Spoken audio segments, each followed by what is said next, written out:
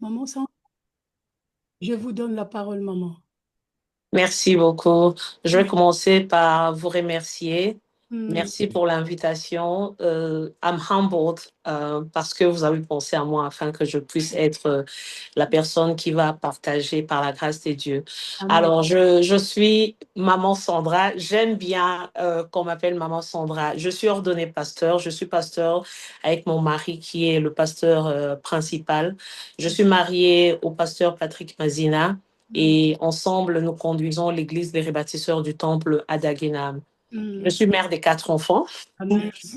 et je suis professionnelle. J'ai plusieurs casquettes. Hmm. Euh, je, Par rapport à ce qu'on parlera aujourd'hui, on partagera aujourd'hui, ça a rapport avec le travail que je fais. Hmm. Ça fait pratiquement 15 ans que je suis dans le secteur du social care. Hmm. Et j'ai travaillé avec différents services, différents teams, et j'ai vu beaucoup de choses. Comme je dis toujours, diriger 20 personnes, cela veut dire tu entends beaucoup, tu vois beaucoup et tu apprends beaucoup. Amen. Donc, avec la petite connaissance que j'ai, j'aimerais qu'ensemble, nous puissions parler du traumatisme et la santé mentale. Et je Amen. voudrais tout simplement dire par rapport au traumatisme et la santé mentale, d'autant plus que je vois des hommes de Dieu connectés, maman Nanou, papa Roudi, le pasteur Mende avec maman Marceline, je vois des serviteurs de Dieu.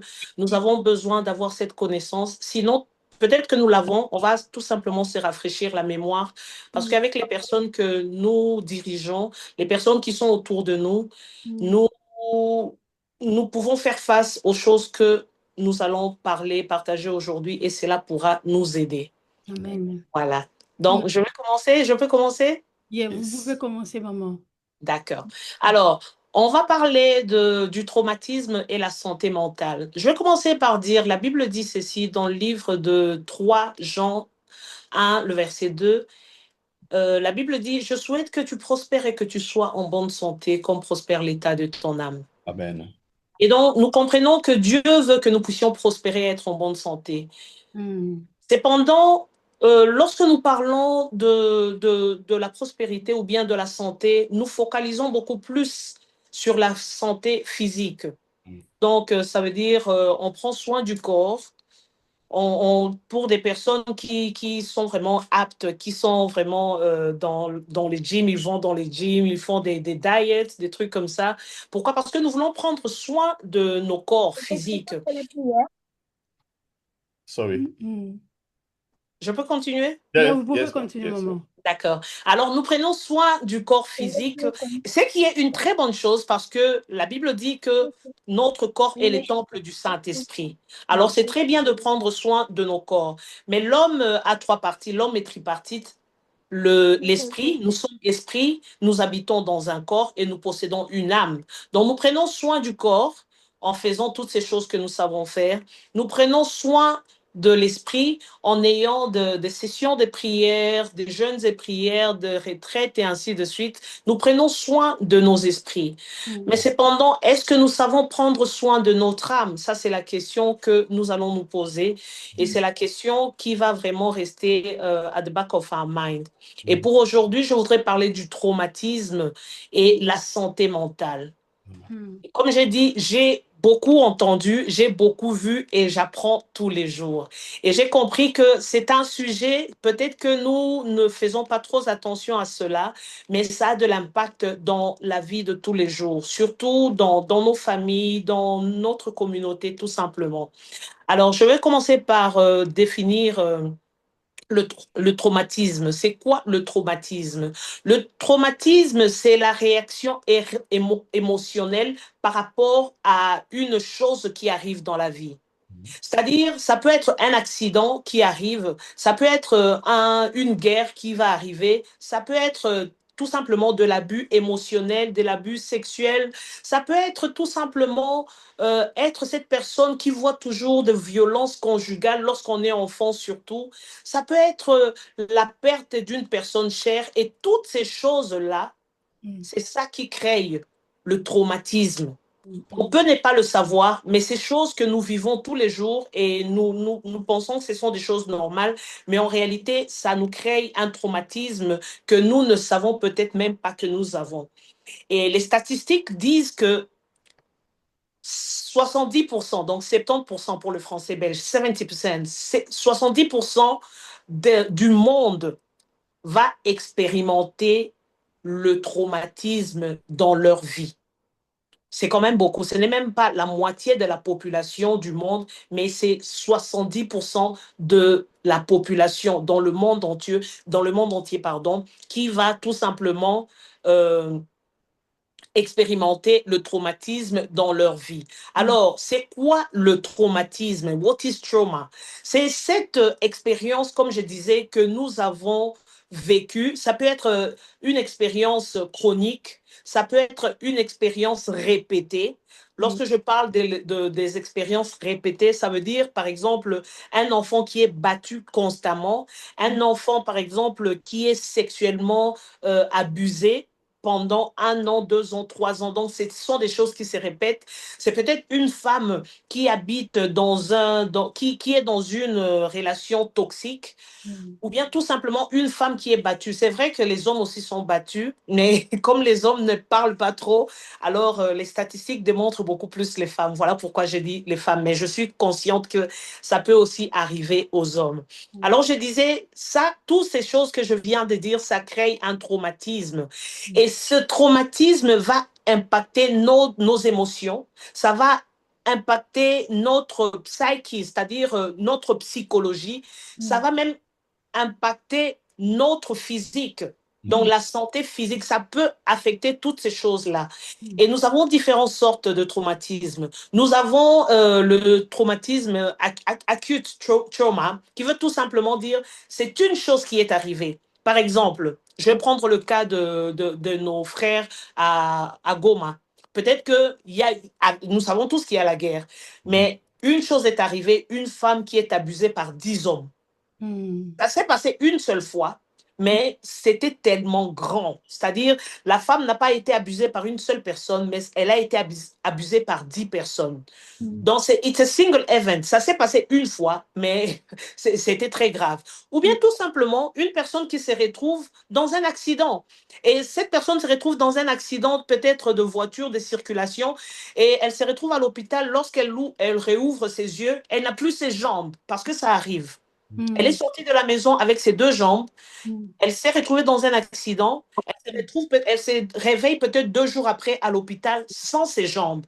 Et toutes ces choses-là, ça peut créer et ça va certainement créer un traumatisme. Alors, il y a aussi ce que nous appelons le traumatisme chronique, c'est-à-dire une chose qui se répète. Par exemple, les enfants qui sont abusés tous les jours, un enfant qui est abusé sexuellement, mais qui ne parle pas. Parce que la majorité, il faut qu'on le sache, la majorité des enfants qui sont abusés ne parleront pas pendant des longues années. Ça peut prendre 5, 6, 7, 8, 10 ans que l'enfant est abusé, mais l'enfant ne dira rien. Et donc, une personne comme ça, c'est le traumatisme que nous appelons chronique parce que ça prend très longtemps et l'enfant s'habitue au fait à ce traumatisme. L'enfant s'est dit, c'est la vie, c'est comme ça que ça se passe et puis voilà. Excusez-moi, je n'ai pas peut-être dit mon background. Lorsque je parle de ça, c'est parce que je suis, comme je disais, je suis assistante sociale. Je vis toutes ces choses que je vois tous les jours. Et je suis aussi approved mental health practitioner, c'est-à-dire lorsqu'il faut section someone, lorsqu'il faut arrêter une personne pour l'emmener dans un asile psychiatrique, c'est moi et des psychiatres qui faisons l'assessment pour que cette personne puisse aller à l'hôpital psychiatrique pour avoir des soins. Donc, c'est un peu ça le background par rapport à ce que je suis en train de dire aujourd'hui. Donc voilà. Alors il y a aussi le complexe, le traumatisme complexe, c'est-à-dire la même personne a été abusée sexuellement, la même personne est maintenant dans une relation toxique, la même personne a vécu dans une famille où il y avait la violence conjugale. Donc différents traumatismes pour une seule personne. Et tout ça, ça existe aussi. C'est ce que nous appelons le traumatisme complexe, c'est-à-dire c'est buy one, get to free. Donc, tu as tout le package de tous les traumatismes. Et comme je disais, c'est un sentiment de stress, c'est un sentiment qui va laisser un impact négatif dans l'émotion d'une personne. Ça va laisser un impact négatif dans la psychologie ou même dans la santé physique d'une personne si nous ne savons pas comment gérer cela. Gloire à Jésus. Amen. Alors, le traumatisme va impacter une personne différemment par rapport à la deuxième personne à côté. Ce que je veux dire, c'est que le traumatisme ne nous impacte pas de la même manière. Ça veut dire, moi, ça peut m'impacter d'une certaine façon et une autre personne, ça va aussi l'impacter d'une certaine façon. Ça veut dire, ce qu'il faut peut-être retenir, c'est que le traumatisme va affecter notre façon de réfléchir, c'est-à-dire nos pensées seront affectées, nos sentiments seront affectés, notre caractère aussi sera affecté. Et sans que nous puissions le savoir, parce que nous sommes affectés par le traumatisme, ça va maintenant même affecter la manière dont nous prenons des décisions dans notre vie de tous les jours. Dans les décisions que nous prenons, que ce soit de bonnes décisions ou de mauvaises décisions, c'est par rapport à la résilience que nous avons par rapport au traumatisme que nous avons vécu. Si je n'ai pas une très forte résilience, c'est-à-dire que si ça m'a tellement affecté que je n'ai pas pu me relever, je prendrai certainement de mauvaises décisions tout le long de ma vie parce que je n'ai pas su gérer le traumatisme qui m'est arrivé dans le parcours de la vie. Donc, ça c'est une chose qu'il faut retenir, que ce que nous sommes aujourd'hui, ça a certainement quelque chose à voir avec le traumatisme. Quand je parle du traumatisme, je dis toujours, moi j'ai vécu un traumatisme dans ma vie, pas un traumatisme, peut-être 2, 3.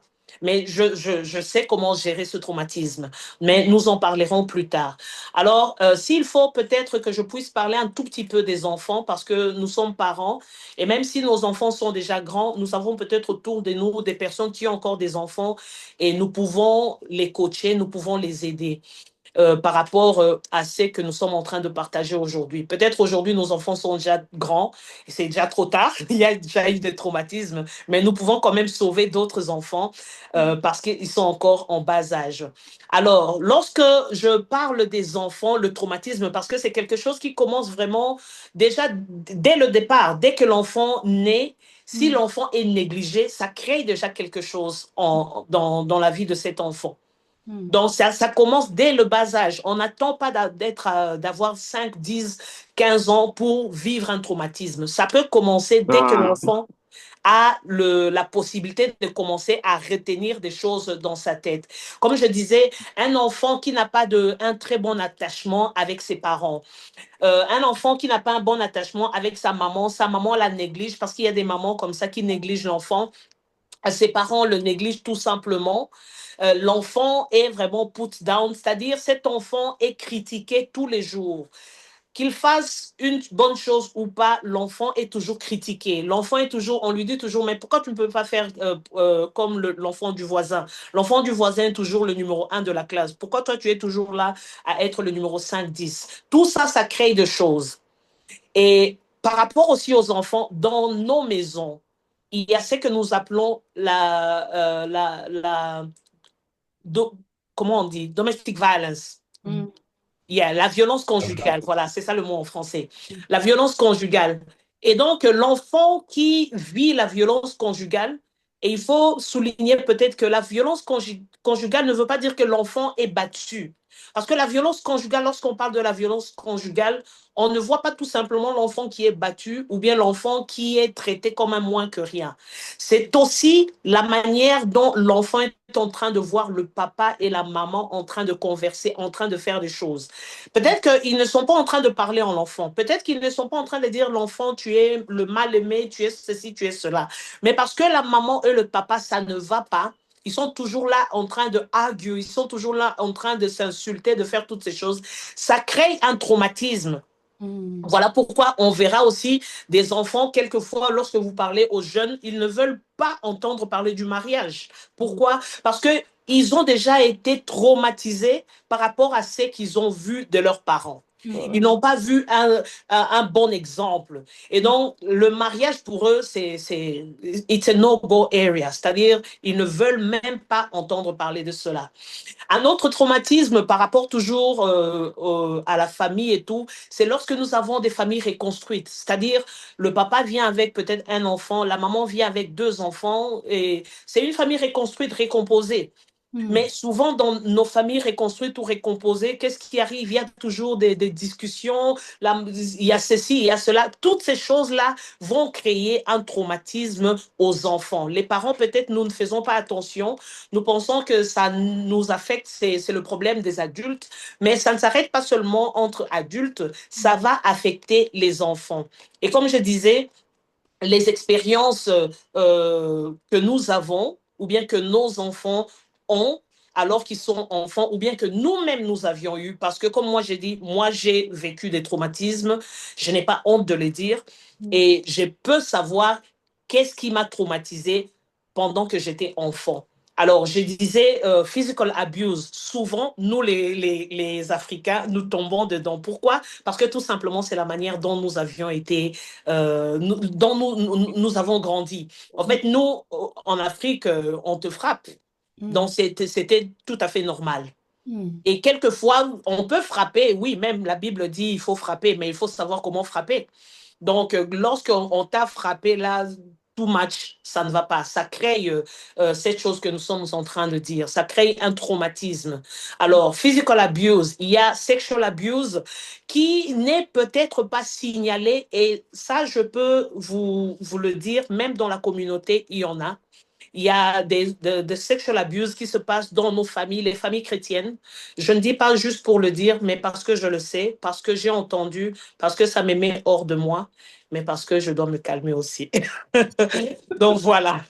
Il y a les sexual abuse que nos enfants subissent dans les maisons parce que l'enfant habite chez l'oncle, l'oncle abuse de l'enfant et l'oncle a abusé de l'enfant pendant 5, 6, 7, 8 ans jusqu'au niveau où l'enfant commence maintenant à vouloir se suicider. C'est un traumatisme qui a commencé par le sexual abuse. J'ai parlé de l'abus émotionnel, c'est-à-dire putting down the child, lui dire qu'il ne vaut rien. Mais aussi les familles où il y a une personne peut-être qui prend de la drogue, ça impacte sur les autres enfants de voir que un de ses frères, peut-être une de leurs sœurs qui est en train de prendre de la drogue, mais lorsqu'elle prend de la drogue, elle fait n'importe quoi à la maison. Tout ça, ça traumatise les enfants. Habiter avec peut-être des personnes qui boivent beaucoup d'alcool, ça traumatise les enfants. Avoir peut-être un frère qui est allé en prison, ça traumatise. Nos enfants ne vont pas parler. La majorité des enfants ne parleront pas. Pourquoi? Parce qu'ils vont ils vont se créer un mur pour se protéger. Mais en réalité, au-dedans, ce sont des enfants qui sont, excusez-moi le terme, mais je veux dire, ils sont morts. Ça les affecte tellement, ils ne savent pas comment express themselves, ils ne savent pas comment sortir ces choses-là. Et voilà, ça, ils sont tout simplement en train de se débattre avec tous ces sentiments qui leur arrivent. Donc, c'est un peu ça que je voulais dire par rapport aux enfants. Et donc, avec tout ce que je viens de dire, mais ça, ce n'est pas la liste, n'est pas exhaustive. C'est-à-dire, il y a beaucoup de choses. Mais j'essaie tout simplement de prendre ici et là. Avec toutes ces choses que je venais de dire, qu'est-ce qui va arriver? C'est qu'il y aura des effets du traumatisme. Parce que le traumatisme ne va pas tout simplement, oui, j'ai été traumatisée et puis voilà, c'est fini. Je suis résiliente et puis voilà, c'est fini. Non. Si, par la grâce de Dieu peut-être, mais il y aura des effets par rapport au traumatisme. Alors, ça va créer de l'anxiété. Ça touche l'émotionnel, ça crée de l'anxiété, ça crée de la dépression, ça crée la colère. Des enfants toujours qui sont toujours colériques, même pas tout simplement les enfants, même un adulte qui est toujours colérique, qui s'enflamme pour un rien. Donc, il faut déjà commencer à se poser des questions. Mais pourquoi cette personne s'enflamme pour un oui ou pour un non? Ça peut être un traumatisme que cette personne a vécu. Et maintenant, ce sont les effets qui sont en train de ressurgir. Et la personne n'est peut-être pas au courant que c'est le traumatisme qui fait que je sois ce que je suis aujourd'hui, qui fait que je puisse me comporter comme je me comporte aujourd'hui. Donc, il y a l'anxiété, il y a la dépression, il y a la colère, il y a le guilt. Comment on dit guilt en français? Culpabilité. Culpabilité. Oui, la culpabilité. Mm. Oui, par rapport à la culpabilité, si par exemple un enfant a été abusé, la majorité des enfants abusés, leur abuser, qu'est-ce qu'ils leur disent? C'est ta faute si je suis partie avec toi au lit, c'est parce que c'est toi qui m'avais provoqué, c'est toi qui portes toujours des vêtements courts, c'est toi qui fais toujours comme ça. Même par exemple la femme battue. Les hommes qui battent les femmes, qu'est-ce qu'ils diront? Mais c'est ta faute. Le repas que tu avais préparé, tu avais mis beaucoup de sel. Tu sais que moi, je ne mange pas de sel. La maison n'était pas propre. Tu sais, moi, je ne supporte pas la saleté. Voilà pourquoi je te bats. Donc, ces personnes-là vont vivre avec la culpabilité et vont grandir avec cela. Et tu verras une personne qui se sent toujours coupable pour un oui, pour un non. Même lorsqu'elle n'est pas coupable, elle prend tout sur elle parce que tout simplement, ce sont les effets du traumatisme. Et des personnes aussi qui sont tout simplement là à se sentir honteux, honteuses. Même s'il n'y a pas lieu d'être, elles se sentent comme ça. Et par rapport à la psychologie, il y a des personnes qui sont hyper vigilants. C'est vrai qu'il faut que nous puissions être vigilants comme les serpents, c'est très bien. Mais si ça déborde aussi, ça commence à poser problème parce qu'on se dit, même s'il faut être vigilant, mais là, ça commence à déborder. C'est-à-dire, tu es vigilant sur tout ce qui se passe. Donc, c'est comme si tu dormais avec un œil ouvert, un œil fermé. Il y a aussi des personnes qui ont des flashbacks. C'est-à-dire, elles s'assoient comme ça et puis il y a des choses qui lui reviennent. Ça arrive beaucoup pour les personnes qui ont été sexuellement abusées. Il suffit peut-être de sentir un parfum. Je vais te donner un exemple. La personne qui l'abusait mettait un parfum que je veux appeler Sunshine. Mm. Et rien que cette odeur-là, chaque fois que cette personne sentira l'odeur de ce parfum appelé Sunshine, ça va ramener les images de son viol. Et ça, ce sont les flashbacks qui vont revenir. Il y a aussi des cauchemars. Oui, c'est normal de faire un cauchemar. Mais une personne qui fait des cauchemars tout le temps, tout le temps, tout le temps, ça peut être un problème de traumatisme. La personne a été traumatisée quelque part et maintenant, chaque fois qu'elle dort, parce que rien, on peut bien dire j'ai oublié, mais on n'oublie pas, hein, ça va vraiment dans notre subconscient.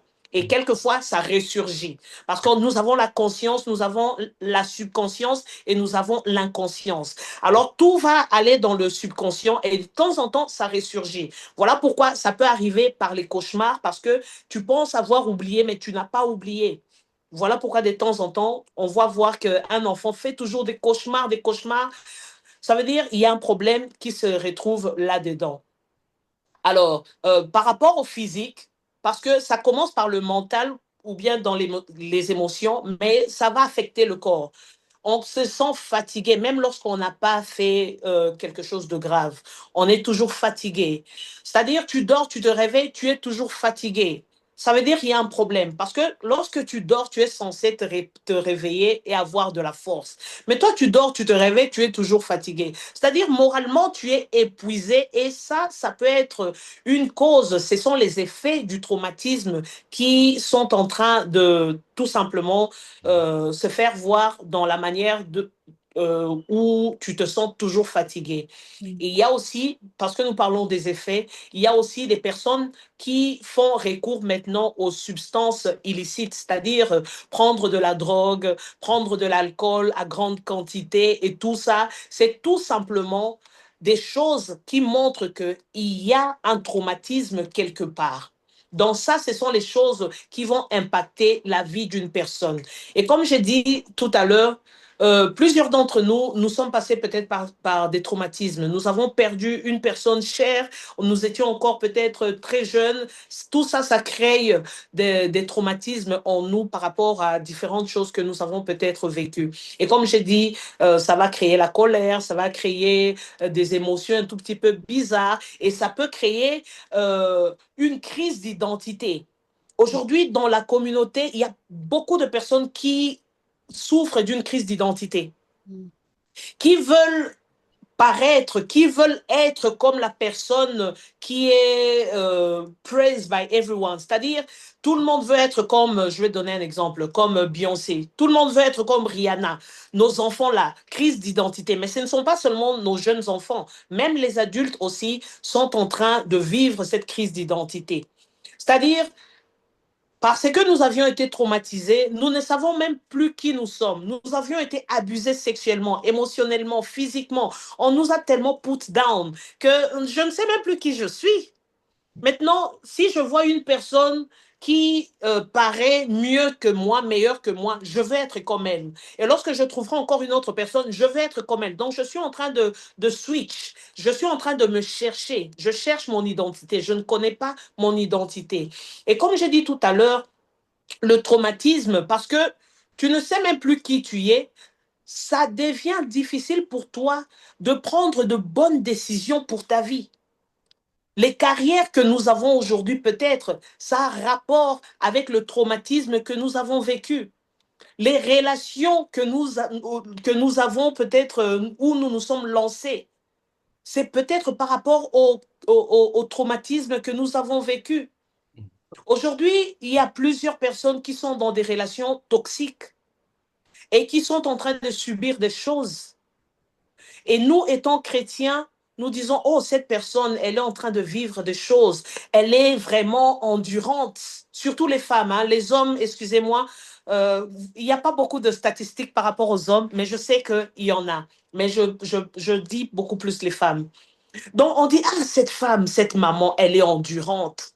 Vraiment, avec tout ce qu'elle vit dans son mariage, avec tout ce qu'elle vit dans sa belle famille, mais elle reste là, elle est toujours là dans son mariage, elle n'a jamais dit je veux partir. Je ne suis pas en train de dire qu'il faut briser le mariage ici, mais on, on dit tout ça. Ça n'a rien à voir avec l'endurance, c'est la peur. C'est la peur qui a créé cela. C'est-à-dire, cette personne a vécu un traumatisme. Peut-être qu'elle a vu sa maman passer par des situations similaires. Elle a vécu des choses et pour elle, it's a set learned behavior. C'est-à-dire, c'est comme ça le mariage. De toutes les façons, j'ai vu comment est-ce que ma maman a été méprisée par sa belle famille, comment est-ce qu'elle a souffert avec mon père, blablabla. Bla, bla. Et donc, ce que je vis aujourd'hui, c'est normal. Parce que c'est comme ça que ma maman a vécu. Et d'ailleurs, ma maman me disait, liba les araboués. C'est-à-dire, le mariage, c'est comme ça. Il faut tout simplement persévérer et persister. Donc, cette personne restera dans la relation toxique à cause du traumatisme qu'elle a vécu. Et malheureusement, pour les personnes qui ont vécu de traumatisme, ils seront toujours attirés par des choses qui vont leur faire mal. Pourquoi? Parce que c'est normal, c'est tout ce qu'ils savent. Ils ne savent pas la différence. Ils n'ont pas vécu le bonheur. Ils n'ont pas vécu le contraire de toutes ces mauvaises choses. Et donc, en grandissant, ils prendront des mauvaises décisions. Ils seront attirés par des choses ou des personnes qui vont leur faire du mal. Parce que c'est tout ce qu'ils savent. Et en passant aujourd'hui, je veux parler, je dirais pas toujours, mais aujourd'hui, si nous voyons plusieurs personnes qui vont aller faire des chirurgies esthétiques, je ne dis pas toutes les personnes, mais la majorité des personnes qui font des chirurgies esthétiques, c'est les résultats d'un traumatisme. Cette personne a été insultée. Cette personne, on lui avait dit, tu n'as pas une belle taille, tu es comme ceci, regarde ton nez est gros comme je ne sais pas quoi, comme une patate, tu es comme ceci, comme tu es comme cela. Ça avait créé un traumatisme. Je vois des questions. Signalez-moi s'il faut que je coupe pour prendre des questions, s'il vous plaît. Yeah. Ok. Les questions Merci. vont peut-être à la fin. D'accord. OK. Alors, je disais, une personne qui a été tellement, on l'a tellement critiqué, tu as un gros nez, tu as un gros nez, tu as une bouche comme ça, tu as les dents comme ça. Toutes ces personnes-là, ça a créé des traumatismes. Et en grandissant, lorsqu'on a un peu d'argent, on fait ce qu'on appelle la tontine. On prend 5 000, 10 000 euros, on va vite en Turquie pour aller faire tout ce qu'on fait là. Peut-être que c'est par rapport au traumatisme. Je ne dis pas tout, mais quelquefois, c'est ça, c'est tout. Si on veut regarder la racine, d'où vient cette histoire? C'est à cause du traumatisme qu'on a vécu pendant un temps. Et maintenant, on veut se faire, parce que j'ai dit tout à l'heure, la crise d'identité.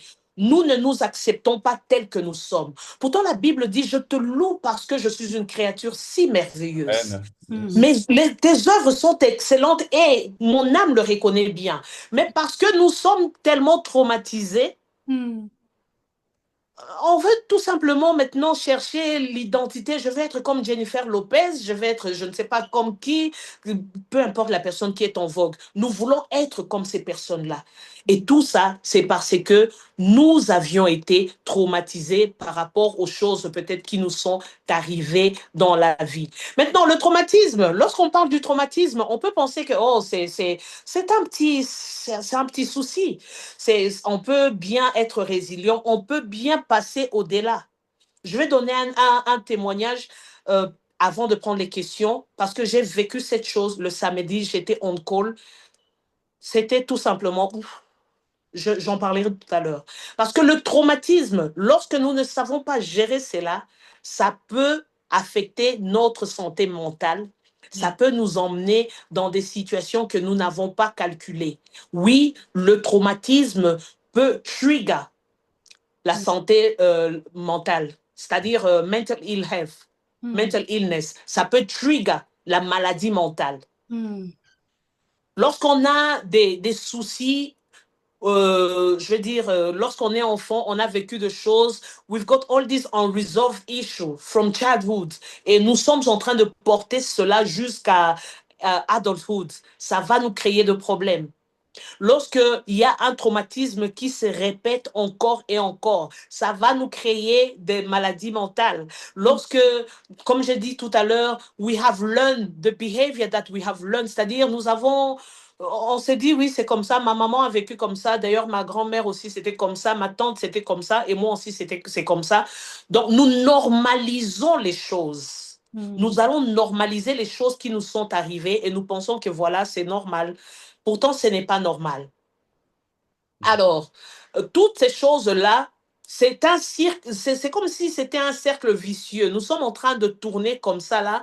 Nous ne savons pas comment sortir de toutes ces choses. Et à la longue, qu'est-ce qui va arriver? Ça va nous créer des maladies que nous n'avons pas imaginé du tout avoir un jour. Pourtant, on dit, mais c'est le traumatisme. Oui, c'est le traumatisme, mais tu n'es pas supposé ressasser ce traumatisme. Tu n'es pas supposé rester, dwell in that trauma. Tu dois sortir de là, tu dois savoir comment sortir de ce trauma. Parce que le corps humain a des prédispositions. Je vais donner un exemple. Vous savez, lorsque mon père était peut-être diabétique, ma mère a souffert peut-être de la tension artérielle. Je suis déjà prédisposée à avoir le diabète ou la tension artérielle. Je ne parle pas, là, je mets un tout petit peu la Bible de côté, dans le sens que je parle des gènes, c'est génétique, c'est héréditaire. Donc, ces choses-là, voilà pourquoi on va voir, lorsque nous allons chez le docteur, on te dit, est-ce que ton père était diabétique? Est-ce que ta mère était comme ceci? On te pose des questions parce qu'on veut déjà savoir quel est le risque que tu as. Donc, ton risque sera plus élevé par rapport à la personne qui n'a pas eu un papa diabétique ou bien une maman diabétique. Toi, ton risque de diabète sera élevé parce que ça doit certainement déjà couler dans ton sang, dans tes gènes. Figurez-vous que c'est la même chose avec le traumatisme. C'est aussi la même chose, pardon, avec la santé mentale. Il y a des personnes qui sont déjà prédisposées à avoir des maladies mentales parce que ça vient de quelque part. Entre parenthèses, lorsque nous parlons de Dieu est Dieu. En fait, Dieu a fait des choses et il a équilibré les choses. De la même manière, je ne suis pas docteur, mais par la connaissance que j'ai, je sais que le cancer, pour que ça spread, qu'est-ce qui arrive? Ce sont les cellules qui sont déséquilibrées, qui commencent à se multiplier n'importe comment. Et voilà pourquoi nous avons le cancer qui spread everywhere. Parce que les cellules deviennent folles.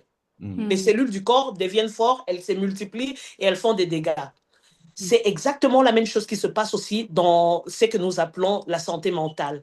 Dieu a mis des chemicals dans nos têtes là. Et il a mis pour que ce soit équilibré. Il a mis ce que nous appelons la dopamine. Il a mis ce que nous appelons la sérotonine. La sérotonine, ça va aider à stabiliser l'humeur. Ce sont des hormones. Et la dopamine, c'est l'hormone du bonheur. C'est ça qui fait que nous puissions être heureux et ainsi de suite. C'est vrai que we will say, the joy of the Lord is our strength. Amen. Oui, Amen. la joie de l'Éternel, c'est notre force. Mais il y a aussi des choses que Dieu a mis en nous. Il y a ces hormones-là que lorsque c'est déréglé, ça va déjà encore créer des problèmes. Alors, il y a des personnes, comme je disais, qui sont déjà prédisposées à avoir des maladies comme ça. Maintenant, il suffit d'avoir un traumatisme qu'on n'a pas su gérer. On va facilement chuter dans la maladie mentale. On va facilement chuter dans la maladie mentale. Et vous savez, nous cherchons tous, chacun d'entre nous, qu'on le sache ou pas, nous cherchons toujours des stratégies de survie. Parce que l'homme doit savoir se protéger et Dieu a déjà mis en nous cette façon-là de pouvoir nous protéger. Que ce soit une bonne façon de pouvoir se protéger ou une mauvaise, l'important c'est que nous cherchons de toute manière à pouvoir nous protéger. Alors, il y a des personnes, pour leur survie, la stratégie qu'ils cherchent ou bien qu'elles cherchent, c'est dans l'alcool. Il y a des personnes qui boivent, tu ne comprends pas pourquoi cette personne boit comme ça. Ce n'est pas tout simplement que la personne est alcoolique et elle veut boire. C'est sa façon à elle, c'est sa stratégie de survie. Elle est en train de numb something, c'est-à-dire elle est en train de suppress quelque chose en elle. Voilà pourquoi elle boit comme ça. Voilà pourquoi elle prend de la drogue comme ça. Il y a des personnes qui vont tout faire pour avoir des vues sur TikTok, sur Facebook. Et aujourd'hui, quand je regarde TikTok, je dis, Seigneur, dans ma communauté, nous avons beaucoup de fous et de folles. Parce que qu'est-ce qu'on ne ferait pas pour avoir des vues? Qu'est-ce qu'on ne ferait pas pour avoir des vues? Et ça, c'est un problème. Ce sont des stratégies de survie. Ces personnes sont malades. Elles ne le savent pas. Parce que tu es en train de chercher, tu vas faire n'importe quoi juste pour qu'on puisse t'applaudir, juste pour qu'on puisse parler de toi. Et là, tu te sens un tout petit peu bien parce qu'on t'a acclamé, parce que tu as 5000 followers, parce que tu as 30 000 followers. Et c'est comme ça ta stratégie. Lorsque tu fais toutes ces choses-là, les gens t'acclament et tout, et puis tu dis, ouais, je suis quelqu'un. N'oubliez pas, tout ça, c'est la crise d'identité qui nous emmène là à faire toutes ces choses-là. Et notre façon de survivre, c'est de chercher avoir l'admiration de tout le monde, que tout le monde puisse nous admirer. Il y a des personnes, chaque jour, tu dois lui dire, ah, en tout cas, tu étais au top, tu as vraiment, en tout cas, il n'y a personne qui soit comme toi, comme si tu étais Dieu. En tout cas, personne ne peut faire cette chose comme toi, tu es la meilleure, tu es les meilleurs. Quand tu ne dis pas ça, la personne se fâche. Ça arrive. Donc, une personne qui se fâche parce qu'elle veut toujours qu'on puisse lui lancer des fleurs, il y a un problème, il y a un souci. Tu ne peux pas avoir des fleurs tout le temps. Quelquefois, nous avons des critiques constructives. Donc, si toi, tu veux tout le temps des fleurs, ça veut dire que tu as un problème. Tu as un resolved issue en toi. C'est-à-dire, tu as un problème qui te crée une façon de penser et ainsi de suite. Alors, il y a aussi des personnes qui cherchent à être dans la distraction tout le temps. Elles ne veulent pas rester seules.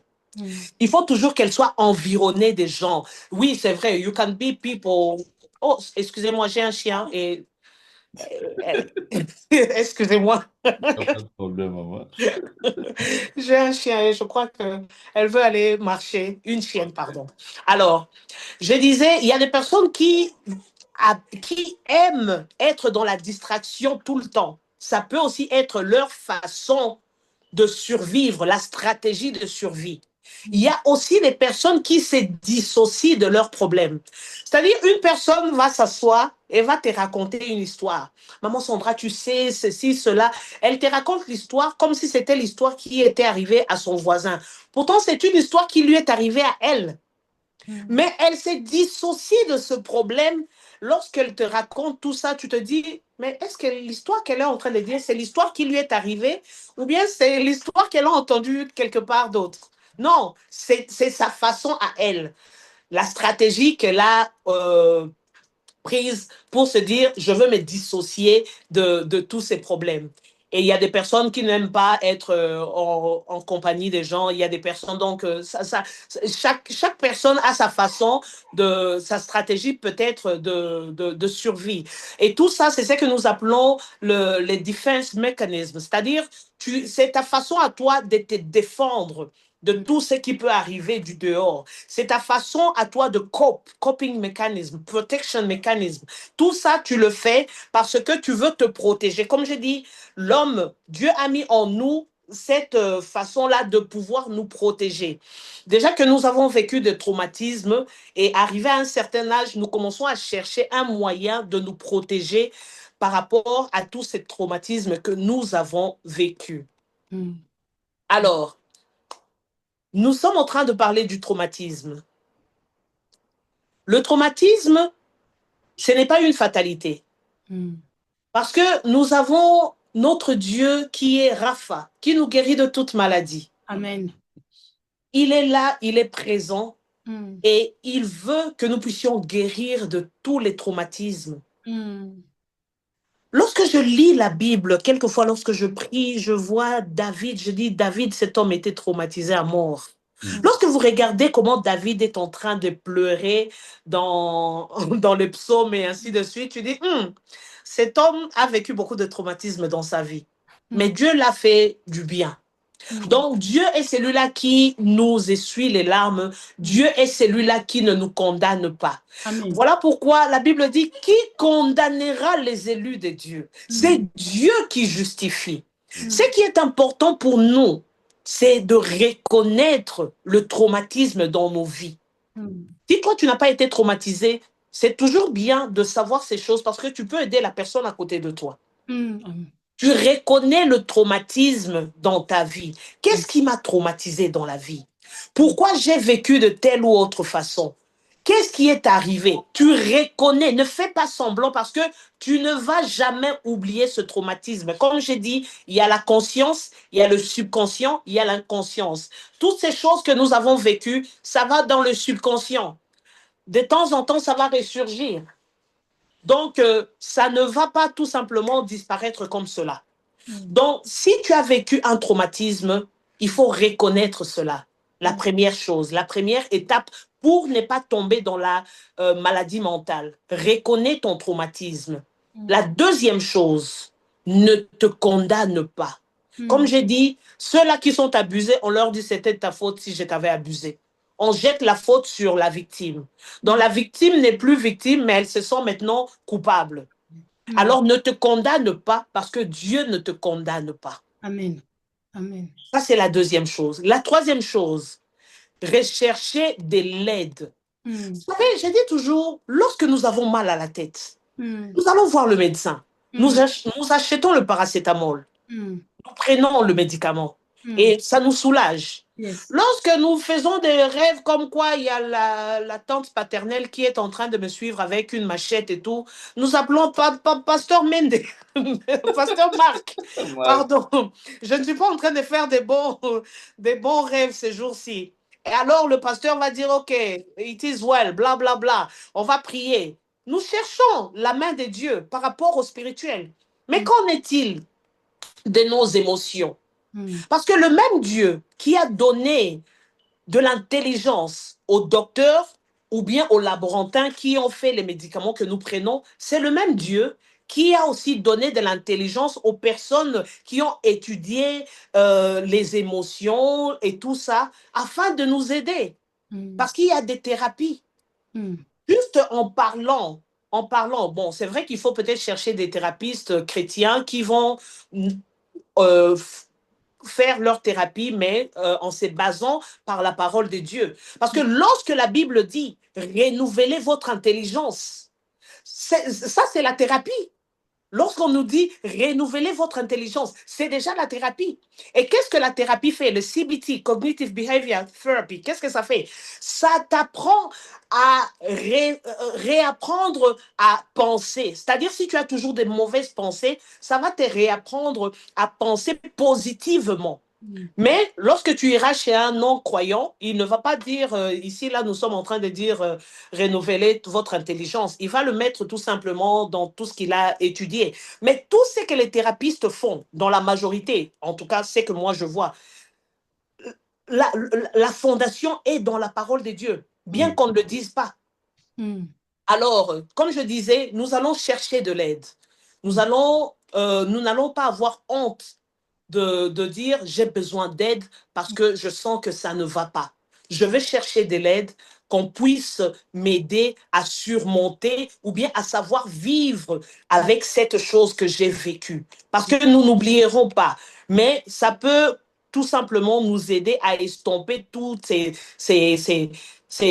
choses qui peuvent arriver ou bien qui peuvent ressurgir. Alors, j'ai dit la première chose, tu acknowledge, c'est-à-dire toi-même tu regardes, tu dis ok, donc j'ai vécu un traumatisme comme ceci, comme cela. La deuxième chose, je ne veux pas me condamner par rapport à ce que j'ai vécu. La troisième chose, je vais chercher de l'aide. Qui peut m'aider?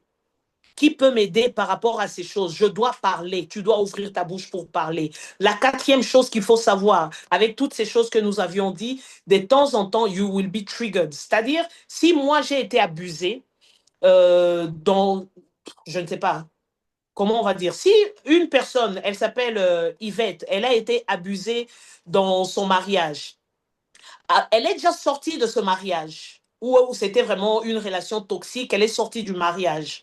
C'était un traumatisme, mais elle est en train de se refaire une vie.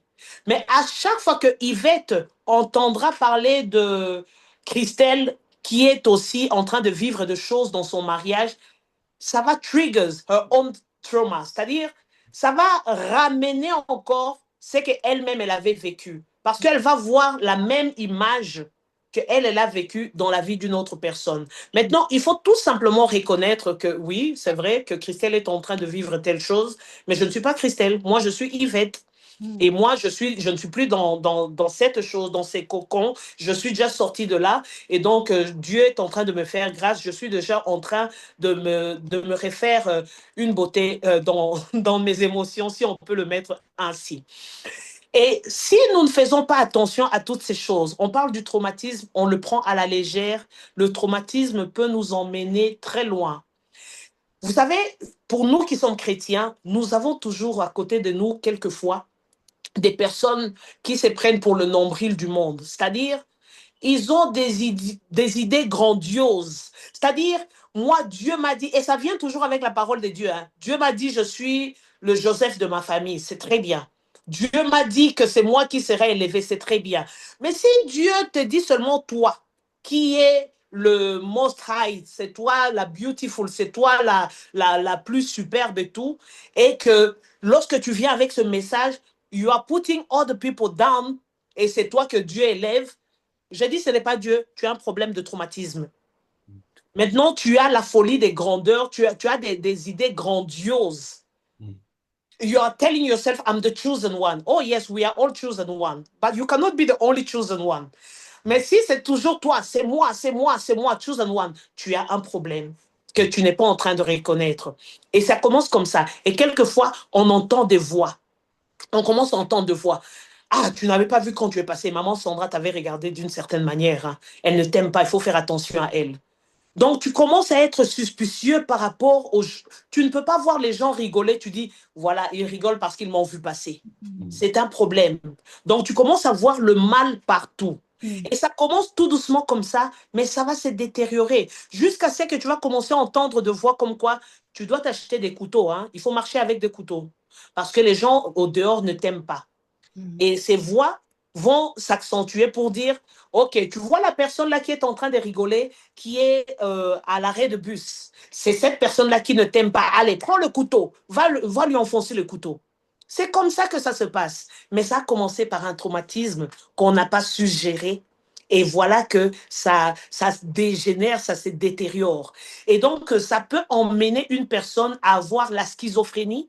Tu entends, comme je disais, tu entends des voix, tu hallucines, tu vois des choses que toi seul tu vois, tu entends des choses que toi seul tu vois, et ça va aller jusqu'au niveau où ça peut te coûter la vie. Comme je disais, je vais finir par là. Le samedi, j'étais en call, j'ai travaillé le samedi, alors j'ai été appelée à 16 heures pour me dire there is a 136, section 136, c'est-à-dire la police a pris une personne, on l'a emmenée à l'hôpital et il fallait qu'on puisse aller faire le Mental Health Act Assessment. Alors on m'envoie le dossier, je regarde et tout. C'est une personne que nous ne connaissons pas. Et c'est ce qui me fait mal, surtout, c'est quand ce sont les enfants. C'est un jeune adulte de 19 ans, d'origine africaine. Je tais la nationalité, mais c'est un Africain. 19 ans. Alors, je regarde son dossier, j'appelle les deux psychiatres, nous allons voir cet enfant. He's good looking. C'est un enfant. Quand je vois mon dernier, parce que mon dernier aura 17 ans la semaine prochaine. Donc, ils ont un peu la même carrure et tout. Quand j'étais là assise, je regarde l'enfant, on lui pose la question. C'est là que maintenant, vous allez voir le traumatisme dans la vie de cet enfant. Cet enfant, ses parents sont divorcés. Il habite avec sa mère.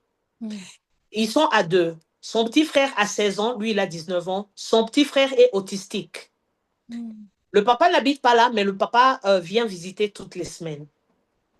Alors, l'enfant il fait le apprenticeship dans une grande compagnie, Bloomberg, je crois, Bloomberg, it's a financial company. Alors, il fait 2 jours de classe et puis 3 jours de work placement. Mais nous savons que dans le domaine de finance, il y a aussi beaucoup de stress. They are expecting you to be Superman. Donc, je comprends. Quand je pose les questions à cet enfant, qu'est-ce qu'il a fait? On l'a retrouvé, il voulait jump the bridge pour se tuer.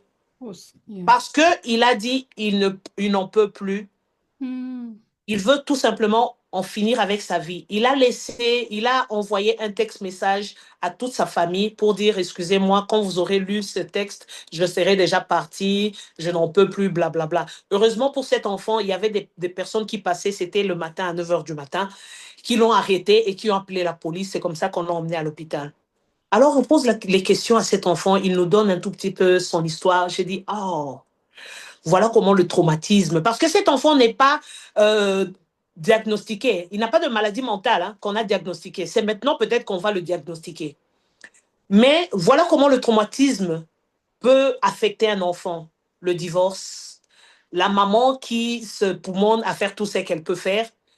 Il a un petit frère qui est autistique. Nous savons, les enfants autistiques, ça demande de l'énergie, ça demande tout ce que ça demande. Il est en train de travailler ou bien de faire son truc, son apprenticeship dans un corporate, financial corporate. Donc, c'est beaucoup de choses qu'il ne peut pas handle. Et voilà, il trouve la solution, c'est quoi? C'est d'aller se jeter pour tout simplement en finir. Et lui, c'est le cas que j'ai eu le samedi.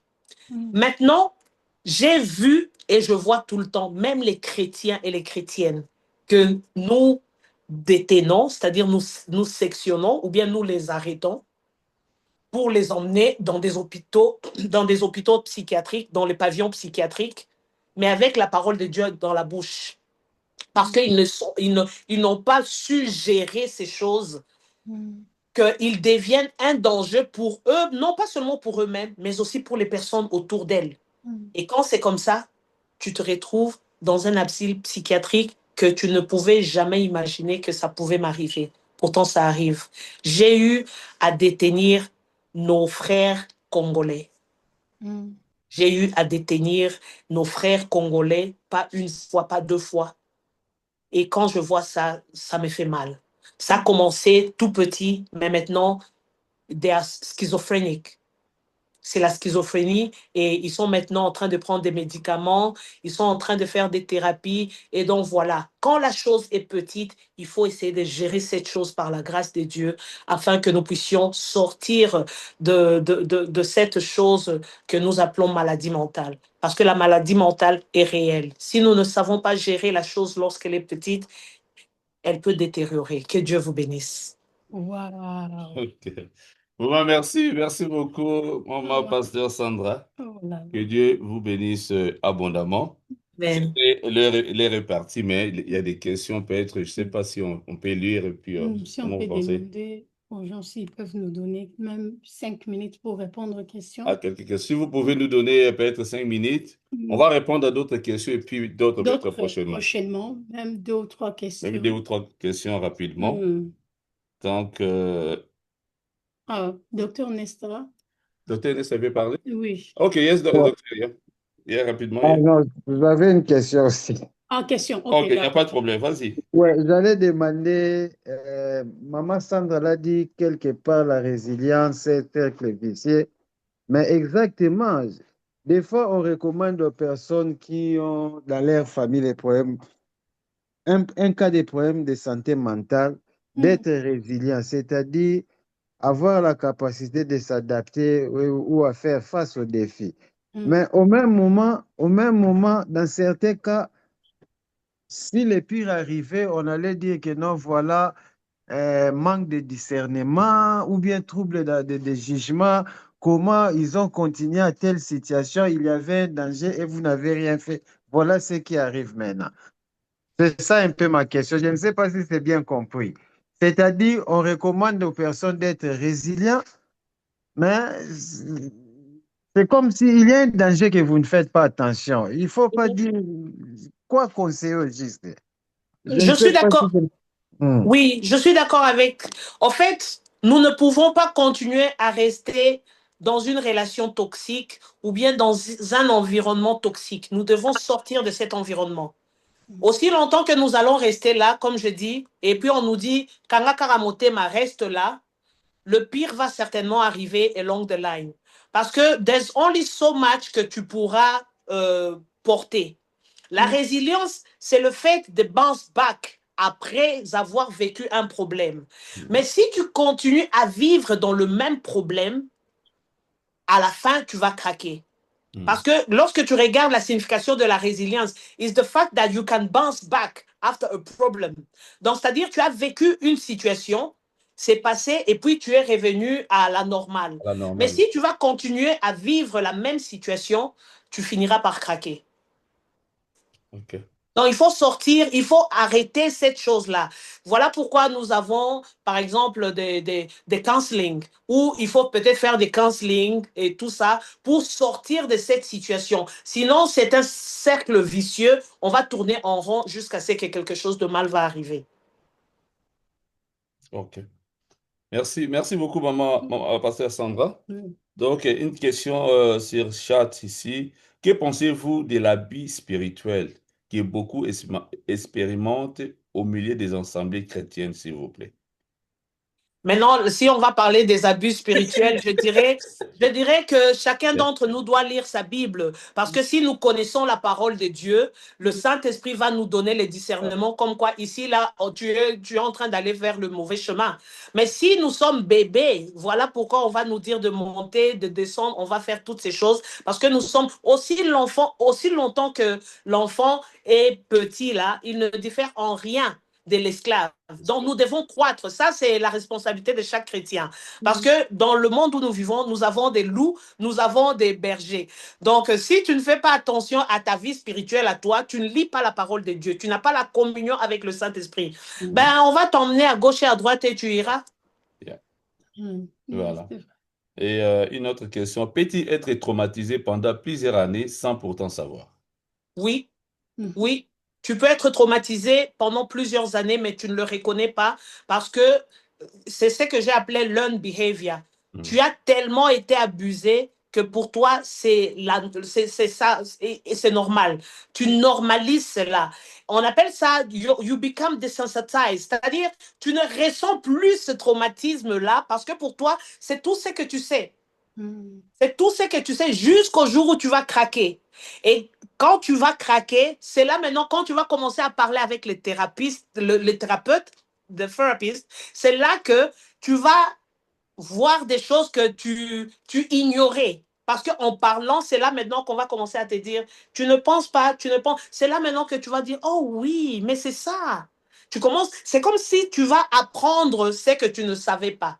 Ça peut arriver et ça arrive à beaucoup de personnes. Ok. Oui. Merci beaucoup. Une autre question. Ok. Les traumatismes peuvent-ils affecter votre corps? Mais oui, Parce que déjà, si le traumatisme continue, comme j'ai dit, ça va affecter la santé mentale. Et si ça affecte la santé mentale, ça va affecter le corps. Parce que le corps, comme j'ai dit tout à l'heure, la fatigue intense, ça va affecter ton sommeil. Parce que quand ton sommeil est affecté, ça affecte le corps. Ça va affecter la façon dont tu manges. Ça va affecter. Ça commence, comme je dis toujours, ça commence comme une petite chose qui va spread, comme le cancer. Ok. Et la dernière question, rapidement. Les traumatismes peuvent nous empêcher de vivre pleinement des relations satisfaisantes. Tout à fait. Tout Ok. à fait. Parce que lorsque on a des choses, unresolved issues, ça va affecter même nos relations. Même avec ton mari, même avec ta femme, même avec tes enfants, ça va nous affecter. Voilà pourquoi c'est important de reconnaître. Parce que si je ne reconnais pas, moi, mon traumatisme, si par exemple, il n'y avait pas cet attachement, bonding avec mes parents, et que moi, aujourd'hui, je suis parent, je ne reconnais pas ce traumatisme que j'ai eu, je vais refaire la même chose avec mes enfants. Et mes enfants vont refaire la même chose. Donc, tu vois, ça va aller de père en fils, ça va continuer parce que moi-même, je ne reconnais pas.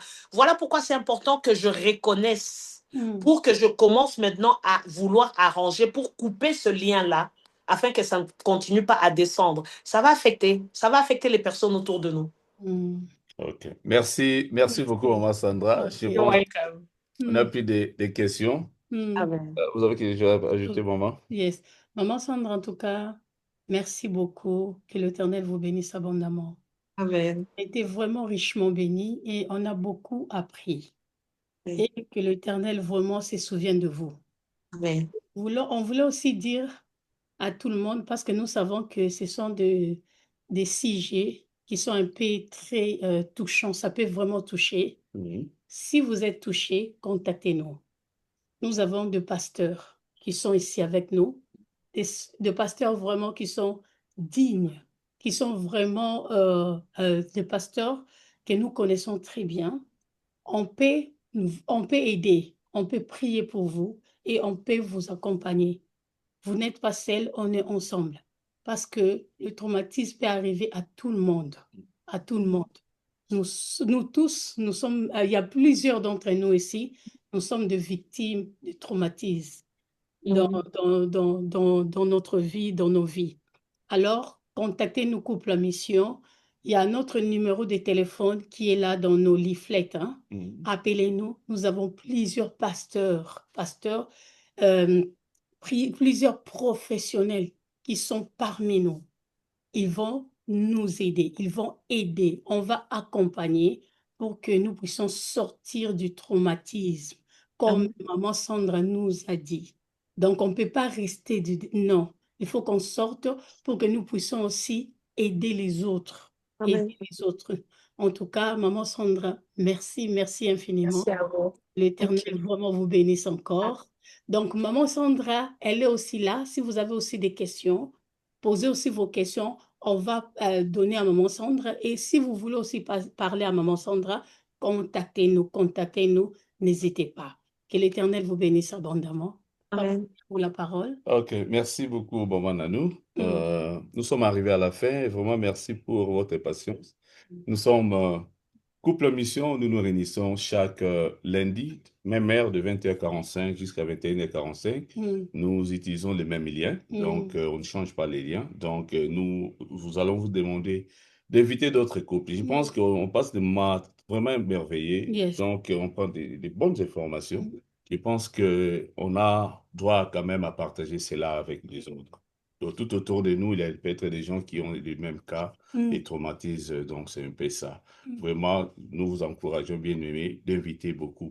Je dis un grand merci aussi à tous les ministères, à tous les pasteurs, tous les hommes de Dieu, toutes les femmes de Dieu qui soutiennent le ministère Couple en Mission. Que l'Éternel vous bénisse abondamment. Nous rappelons aussi que Église Church donc soutient les enfants à Goma. Donc, si vous avez quelque chose pour soutenir les enfants orphelins, orphelines, bien-aimés, veuillez nous contacter. Nous allons vous mettre en contact avec Maman Gisèle ainsi que le pasteur Claude. nous sommes arrivés à la fin. Je vais demander à Maman Sandra si vous pouvez, Maman, nous bénir et puis laisser l'ensemble entre les mains de Dieu. Merci beaucoup. Amen. Father God, we just want to say thank you. Nous voulons dire merci pour ce moment merveilleux que tu nous as accordé. Seigneur, merci parce que tu as été présent au milieu de nous, parce que la Bible dit tu es Alpha et Oméga. Nous avons commencé avec toi, nous voulons finir avec toi, mais nous savons que même si nous allons nous séparer, ce n'est pas la fin de la manifestation de ton amour envers nous. Amen. Alors je prie aujourd'hui au nom de Jésus que tu puisses nous consoler par rapport au traumatisme que nous avions peut-être vécu dans nos vies. Peut-être que c'est enfoui au-dedans de nous. Peut-être que ce sont des choses que nous n'avons jamais partagées avec personne. Mais Seigneur, nous savons que toi, tu vois tout. Rien n'est caché devant ta face. Nous voulons, Seigneur Dieu, que tu puisses nous fortifier, que tu puisses nous consoler, que tu puisses nous guérir de tous ces traumatismes, de toutes ces blessures internes, Seigneur Dieu, afin que cela ne puisse pas dégénérer. Nous demandons, parce que c'est toi, the great physician, c'est toi le médecin des médecins, c'est toi qui donnes l'intelligence aux médecins de pouvoir nous aider. Mais Seigneur, nous voulons venir vers toi premièrement pour dire, Seigneur, guéris nos âmes, guéris, afin que nous soyons guéris. Amen. Et commandons cette nuit entre tes saintes mains. Au nom de Christ Jésus, nous avons ainsi prié. Amen. Amen. Amen. Amen. Amen. Amen. Bon, merci. Merci beaucoup. Amen. OK. Good night. On se Thank retrouve la you. nuit prochaine. Thank you for having me. Bye-bye. OK, Bye, bye. Sandra. Merci, Maman Sandra. Thank you. Merci beaucoup à tous. Merci.